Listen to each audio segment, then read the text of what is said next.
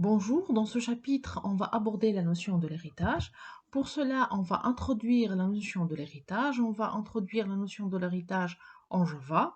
On va voir l'héritage et l'encapsulation. On va définir le mot clé super avec son utilisation. Et enfin, on va définir la classe object. Si on commence avec cet exemple, on a trois classes. Une classe personne qui comporte deux attributs nom et numéro CN avec une méthode lire. Une autre classe étudiant qui comporte également nom, numéro CN et la moyenne avec deux attributs lire et réviser. Dans la classe employé, on a encore trois attributs nom, CN, salaire, lire et travailler. Donc si on peut remarquer que les trois classes possèdent des attributs et des méthodes en commun, à savoir le nom, numéro CN et lire, ce qui fait on aura une duplication de code. Toute modification faite sur un attribut ou bien une méthode commune doit être refaite dans les autres classes. La solution, ce sera de créer une superclasse avec deux classes héritières. Donc une superclasse dans laquelle on va placer tous les attributs et toutes les méthodes communs à toutes les classes, et les classes phi y comportent les attributs et méthodes qui sont plus spécifiques, ce qui fait, donc on aura une classe personne qui comporte nom, CN et lire, et les deux autres classes étudiants et employés, ils ne possèdent que les attributs spécifiques, à savoir l'attribut moyenne et la méthode révisée pour la classe étudiant, et l'attribut salaire et la méthode travaillée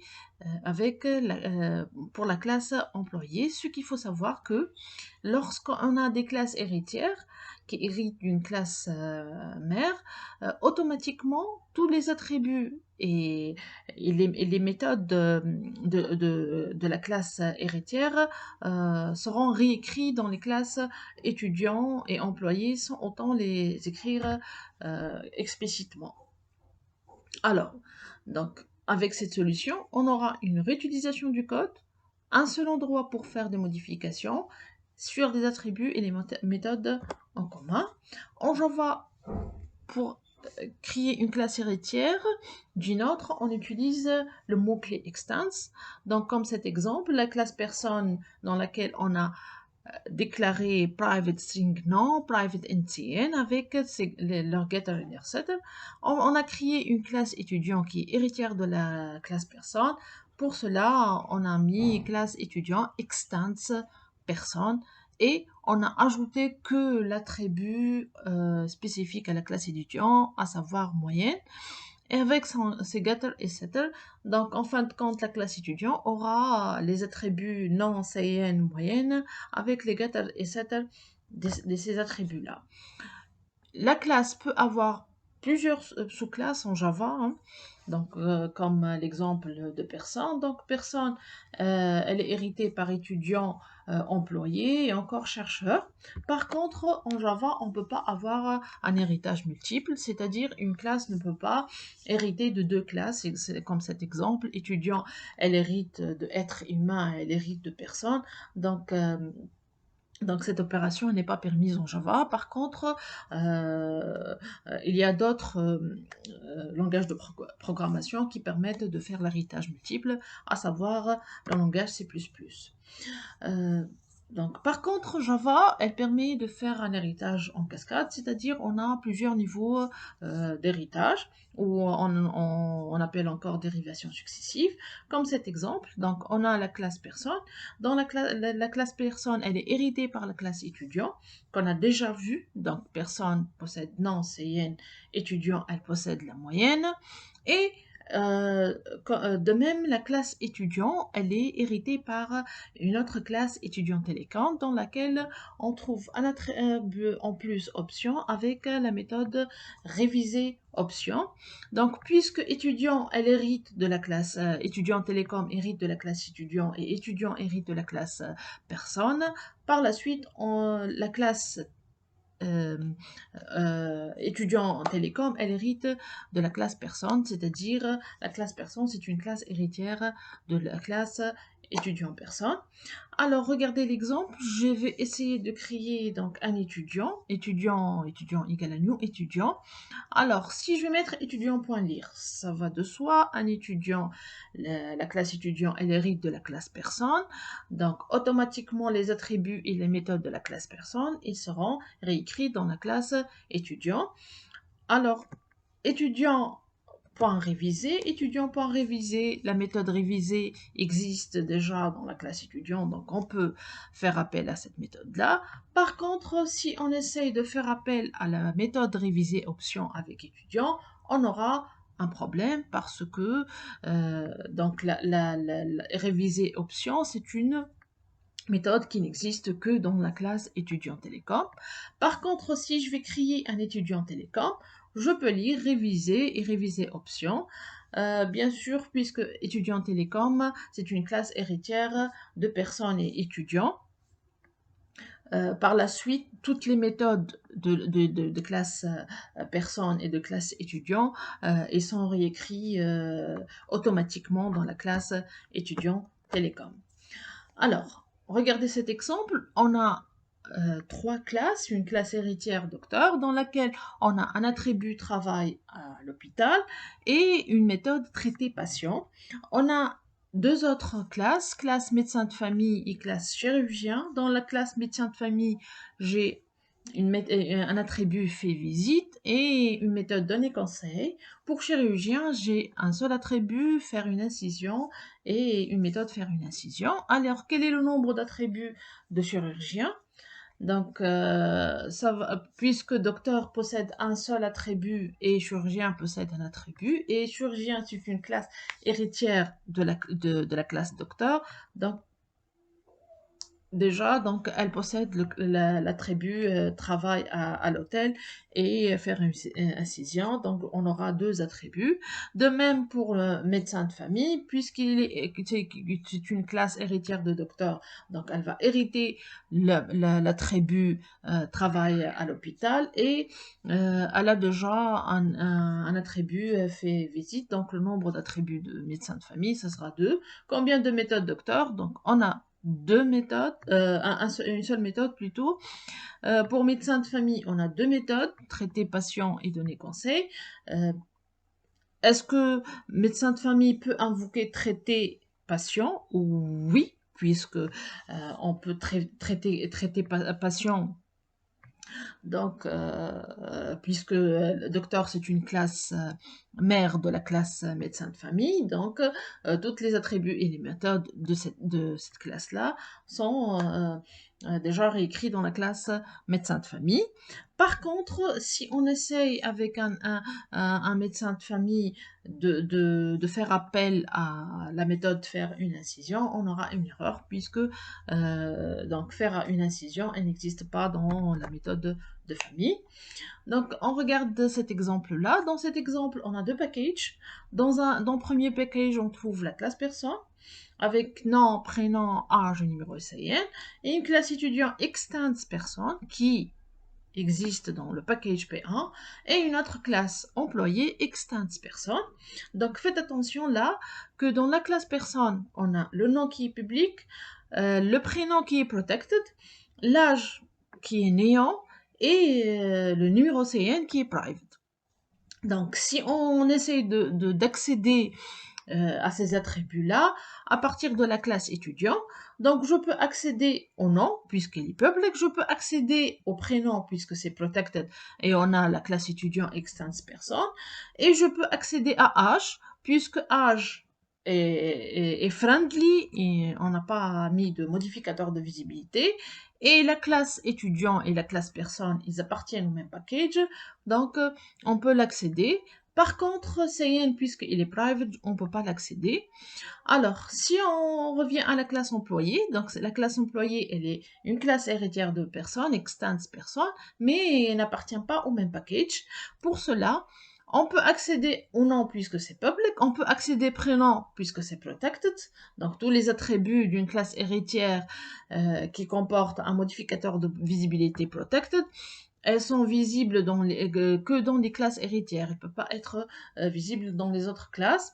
Et on a âge. âge, elle est friendly, elle est néant, donc on ne peut pas l'accéder à partir de la classe employé, puisque employé n'existe pas dans le même package. Et enfin, donc numéro CN, elle est private, donc on ne peut pas l'accéder, quel que soit le cas. Le mot-clé super. Alors, le mot-clé super permet de désigner la superclasse. Super permet d'accéder aux attributs et méthodes de la superclasse. Donc, on peut faire trois choses. On peut manipuler un attribut de la superclasse, donc super.cin, et bien sûr, on fait l'accès. Et on peut manipuler une méthode de la superclasse, donc on fait appel à la méthode avec un super.lire. Et enfin, on peut faire appel au constructeur de la superclasse. Bien sûr, on fera un super avec, en parenthèse, les paramètres du constructeur. Alors, si on revient au constructeur, on a un constructeur par défaut dans la classe personne, puisqu'on n'a pas déclaré de constructeur, on n'a pas défini un constructeur dans personne, et on essaie d'hériter la classe personne par la classe étudiant. Dans la classe étudiant, on a ajouté un attribut moyenne. Dans cette classe-là, on a fait appel au constructeur par défaut de la classe mère. Donc, on a juste mis un super. Donc, puisque la classe mère personne ne possède pas de constructeur, on n'a pas défini, donc elle possède en principe un constructeur par défaut. Donc, ce qui est juste lorsqu'on fait appel à super et en plus, on a fait l'initialisation de moyenne. Alors, super, il fait appel au constructeur sans paramètre de la classe mère. Dans ce cas, le cas où j'ai créé déjà un constructeur sans paramètre de la classe mère, c'est pas le constructeur par défaut, ok. De même, dans la classe étudiant, on a fait appel à ce constructeur-là. Alors, la classe personne, dans cette classe, on a défini un constructeur avec deux paramètres, un string et un long. Et dans la classe étudiant, on a créé un constructeur avec trois paramètres dans lequel on a fait appel au constructeur surchargé de la classe mère. Faites attention, l'instruction super, elle doit être toujours la première instruction dans le constructeur. Alors, par contre, dans ce cas, j'ai une classe animale avec un attribut nombre de pattes avec un constructeur avec paramètres. Par contre, on a une classe chat qui extends animal. Cette classe ne possède pas de constructeur. Donc, dans ce cas, il faut faire attention si on essaye d'exécuter cet exemple-là. En principe, le compilateur va générer un message d'erreur puisque le constructeur par défaut doit faire appel à un constructeur sans paramètre qui n'existe pas. La première instruction dans le constructeur de la sous-classe doit être l'appel au constructeur de la superclasse avec le mot-clé super.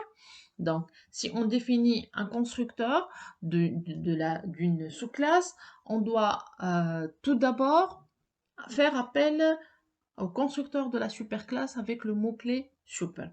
Si on ne fait pas appel explicite au constructeur de la superclasse, c'est le constructeur par défaut de la superclasse qui est appelé implicitement. Bien sûr, au cas où on a une classe qui est héritée par une autre classe, si cette classe ne possède pas de constructeur, c'est-à-dire elle possède un constructeur par défaut. Donc, dans la classe héritière, lorsqu'on essaye de créer son constructeur, on peut omettre l'appel du constructeur. Donc, le constructeur, il sera appelé implicitement. Alors, on revient à notre exemple. Donc, on a créé la classe animal. Donc, animal, on a un nombre de mbpat et on a le constructeur avec un paramètre entier. Et on a la classe chat. dans lesquels on va hériter la classe animale. Donc, et après, on va créer la classe, le constructeur animal dans lequel on va appeler super. Plutôt dans la classe animale, on va pas, euh, donc on va pas déclarer, définir un constructeur, c'est-à-dire, donc donc la classe possédera un constructeur par défaut. Alors, l'erreur se produit. Donc l'erreur c'est implicit super constructor animal is undefined for default constructor must define an explicit constructor. C'est-à-dire que donc le constructeur par défaut d'animal n'est pas défini. Donc pour cela, il faut définir un constructeur qui est explicite. Dans notre cas, comme nous avons écrit un constructeur surchargé pour la classe animale, le constructeur par défaut n'existe plus. On a alors une erreur à la compilation lors de l'exécution de super. La solution, ça sera de créer un constructeur sans paramètres. Donc, dans animal, on va créer un constructeur sans paramètres, public animal, sans paramètres. Et lorsqu'on va créer une classe chat sans paramètres, sans constructeur, donc on va utiliser le constructeur par défaut, on n'aura pas d'erreur. Une autre solution, on va créer dans la classe chat un constructeur sans paramètres avec une méthode avec appel de super appel de super avec un paramètre. Enchaînement des constructeurs, donc on a la classe humain avec son constructeur, système auto-println, je suis un être humain. Donc la classe étudiant extens humain, on a le constructeur dans lequel on va afficher je suis un client. Et enfin, on a une classe client fidèle, extens client, qui possède un constructeur dans lequel on va afficher je suis un être client. Alors, si je vais faire appel, si je vais construire l'objet, instancier un objet de type client fidèle, donc faites attention, le client fidèle, c'est la classe héritière des trois classes client et classe humain. Ok, donc on a fait en principe, puisque on n'a rien fait, on n'a pas ajouté de constructeur là, en principe dans chacune des trois constructeurs, on va faire appel au constructeur par défaut de la classe de base, d'accord? Là, puisque j'ai un constructeur sans paramètres, donc le constructeur paramètre, il sera appelé automatiquement, ce qui fait, on a le résultat, ça sera je suis un être humain, je suis un client, et par la suite, je suis un client fidèle. Donc, on a enchaîné les constructeurs, donc les super là, ce sont les constructeurs sans paramètres. C'est un appel implicite à super. Alors, dans cette classe, dans ces deux classes plutôt, on a la classe personne, classe étudiant qui extends personne. Dans les deux classes, on a défini lire. La classe étudiant hérite la méthode lire, mais on veut changer son traitement dans la classe étudiant. Pour cela, on va garder la même signature de la méthode et on va changer que la définition, le corps de la méthode. On parle alors de la redéfinition ou bien override. Donc, si je vais faire, donc, je vais redéfinir la classe, la méthode lire, puisque je vais la redéfinir, et dans cette méthode-là, je vais faire appel aux mêmes instructions qui existent dans lire, je peux utiliser un super.lire. Donc, la possibilité de réutilisation du code de la méthode héritée. Alors, par contre, dans ce cas-là, j'ai une classe personne. Dans classe personne, on a lire. Dans la classe étudiant, on a une méthode lire. Dans cette méthode-là, on a un paramètre. Donc là, on est dans le cas, on n'est plus dans le cas de la redéfinition, on est dans le cas de la surcharge, puisqu'on garde le même nom de la méthode, le même type de retour, et on change les paramètres. Alors on parle de surcharge ou bien overload. Alors, dans le premier cas où j'ai créé la classe étudiant avec lire avec paramètre.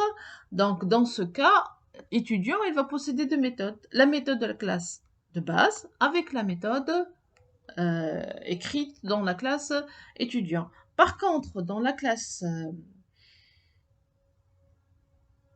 dans le deuxième cas, puisque je vais déclarer la méthode lire sans paramètre, dans ce cas, j'ai redéfini lire. Donc, j'aurai pas une nouvelle méthode, juste la définition de cette méthode, elle sera changée. Pour cela, étudiant, il va posséder qu'une seule méthode, lire sans paramètre. Alors, si je vais empêcher la redéfinition, une classe peut protéger une méthode afin d'éviter qu'elle ne soit redéfinie dans ses sous-classes. En Java, on va simplement ajouter le modificateur final dans la signature de la méthode. Donc, on a vu déjà le modificateur final avec un attribut. Donc, final avec un attribut correspond à un attribut qui est constant, une variable qui est constante. Donc là, si je vais utiliser final devant une méthode, donc cette méthode, elle sera pas redéfinie. On peut pas la redéfinir, c'est-à-dire on va la protéger et on va empêcher sa redéfinition.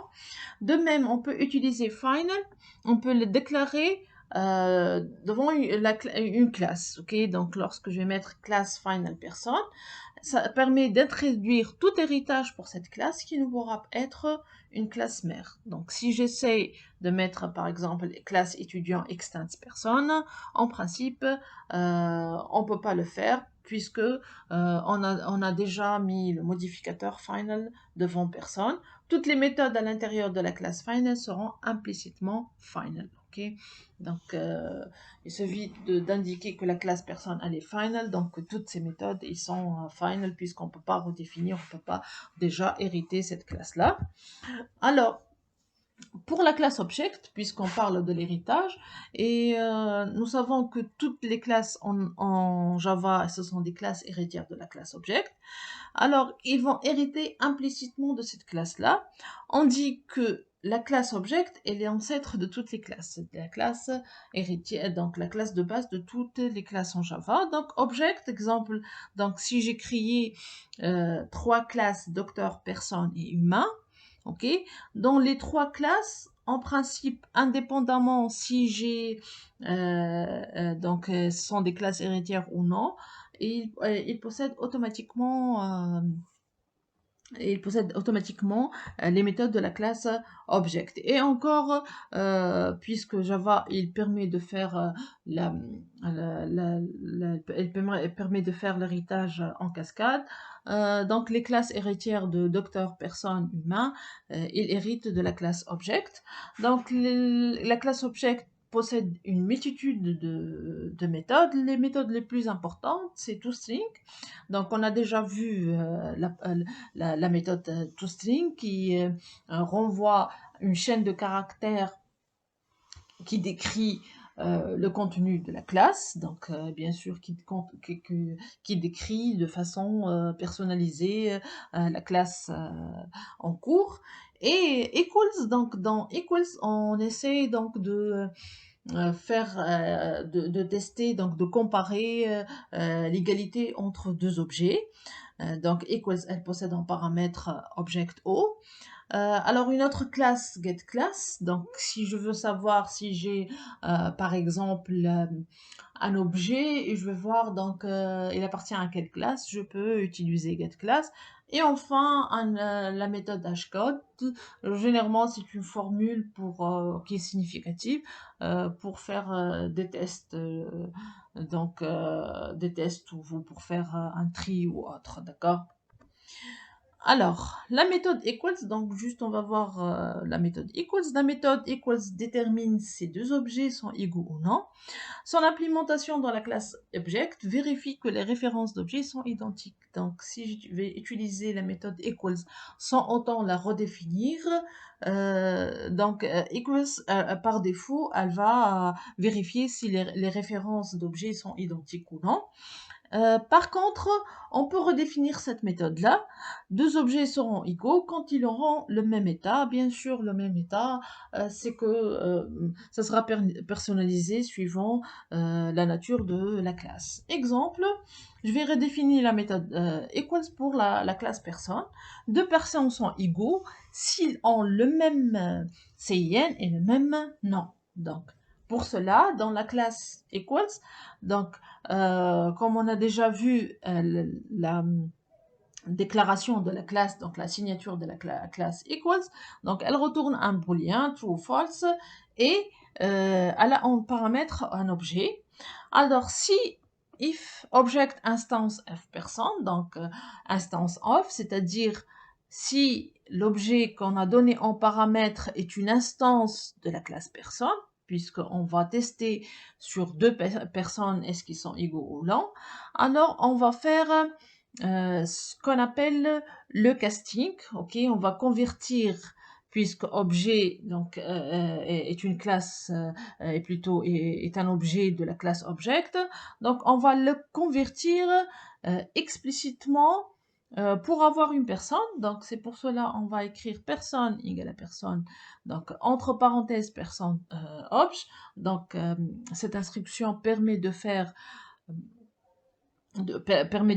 la conversion explicite, ok, le casting de cet objet-là. On va voir cette notion-là ultérieurement. Et après, donc, on va voir est-ce que le nom égale à personne.nom, c'est-à-dire le nom de l'objet courant, ou bien this.nom égale à personne.nom, et CN, c'est-à-dire le this.cn égale à personne.cn. Bien sûr, on va retourner true, sinon on va retourner un false. Donc, faites attention, donc, une erreur qui est courante, faire la surcharge au lieu de la redéfinition. Si vous écrivez une autre méthode, public boolean equals person obj, c'est différent avec public boolean equals object obj, d'accord? Donc dans les deux cas, les attributs ils sont différents. Pour la redéfinition, il faut mettre object obj pour redéfinir convenablement equals. Merci pour votre attention et à la prochaine.